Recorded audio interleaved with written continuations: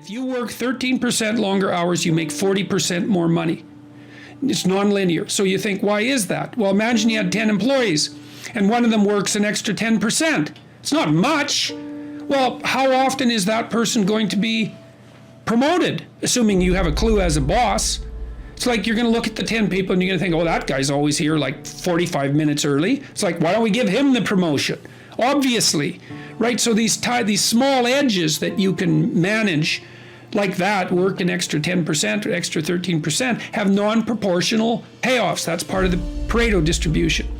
So get your sleep cycle organized so you get up in the morning. Learn how to do it. No excuses. I'm too tired in the morning. I don't like mornings. Who cares? That's not relevant. It's like discipline yourself so you can manage it. Schedule your meals, because that's a good disciplinary routine.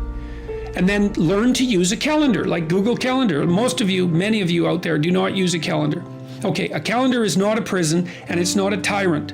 Not if you use it properly. A calendar keeps anxiety at bay.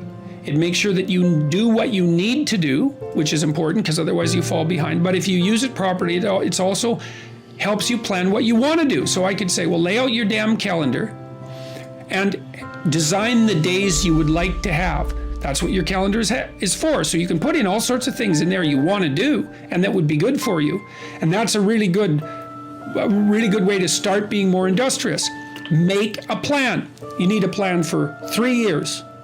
You need a plan for the next year. You need a plan for the next 6 months. You need a plan for the next 3 months. You need a plan for the week. You need a plan for the day. You need a plan for the hour. All of that. I make lists constantly of what I have to do. And they're like daily, weekly, monthly, yearly. Right now, I can't look out more than about 6 months, because my life is too complicated and chaotic. But you need a vision of who you could be, what character you could have. 3 to 5 years out, you can't go much farther than that because life is too unpredictable, I think, to make vision that's longer term than that subject to. There's too much chance associated with it to spend a lot of time on. Maybe you can stretch it to 5 years, and in rare cases, you can have a 10-year goal, but it has to be pretty low resolution. But you want plans at all those levels of resolution. You want to write the things down. And because what are you going to do? You're going to stumble around and get what you need? You're going to stumble around and be useful to other people? And it's useful to be useful to other people, They want to work with you then. They want to do things with you. They want to have you around. They trust you. They open up opportunities for you. And if you stumble around like you're blind, you're not going to get anywhere. And then you're going to suffer. And then you're going to be bitter. And then you're going to be cruel. So that's hell. That's a bad outcome. So unless you want that, don't aim for it. Or aim for the opposite, because that's how you get out of it. Make a plan, man. So when I was doing my clinical work, which I did a lot of career work with my clients, both at a beginner level, I would say, like really a beginner level, with people who had no employment whatsoever, no history of employment, who were undereducated and who lacked every skill you could possibly imagine. So these were people who were really in dire straits, up to people who were operating at the top of their profession, but who could still strategize forward. And so, for example, let's say you're at a dead end in your job. Okay, so I don't find my work meaningful. All right, so that's a problem statement. It's like, well, why not? I find the work I do repetitive and boring and without spirit. I have a bad relationship or a neutral relationship with my boss who doesn't know who I am.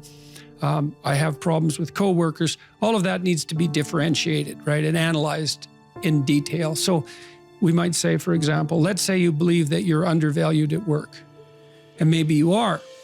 What you need to do is you have something to say, and we would have to figure out what it is that you have to say. But it would be some variant of, I'm bringing more value to the table than I'm being compensated for, and that's demoralizing me.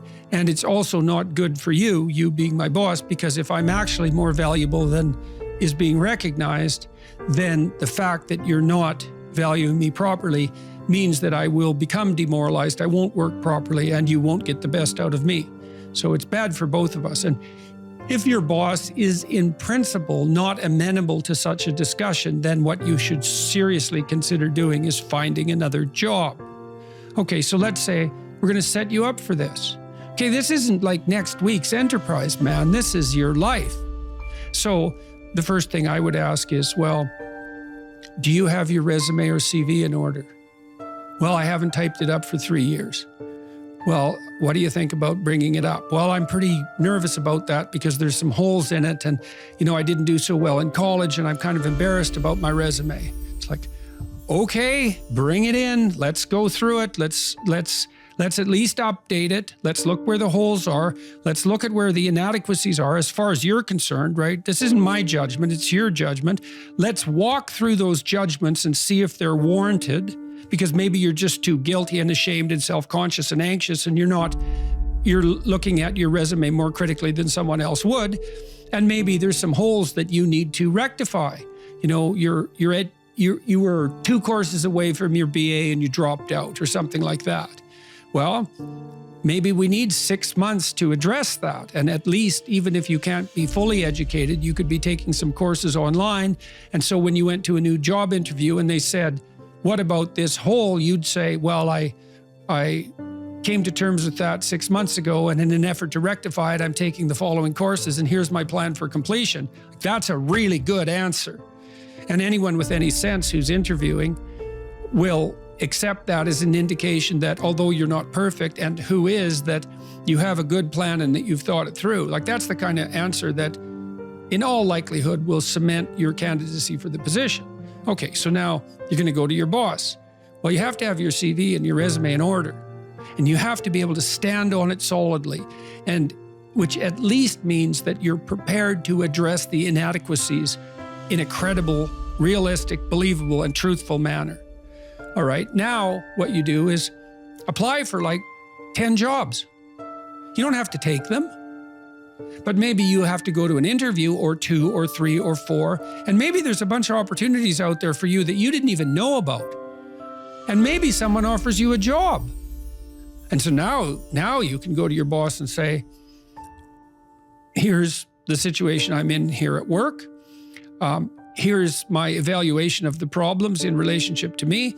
Here's what I could do for you if you gave me a 40% raise and the opportunity to progress, but I'd like to see a plan for that. And I've been looking for other opportunities before conducting this discussion, and I have some. Well, then, if your boss treats you with contempt at that point and doesn't listen, then perhaps he or she is a little more narcissistic than might be optimal, and it's time to find a new job. But this isn't something you do trivially. And so when you're doubtful, say you're trapped, you ask yourself, well, why am I trapped?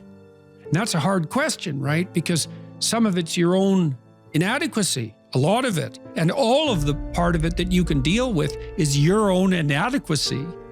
So even if it's unfair, even if you're hemmed in for any number of reasons, inappropriate, like ethnically predicated oppression, let's say, or maybe you're in a workplace that really is sexist in some fundamental sense.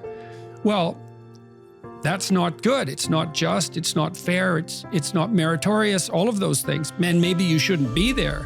But what you can do to begin with is every bloody thing you possibly can do to put yourself in the most virtuous and powerful negotiating position possible.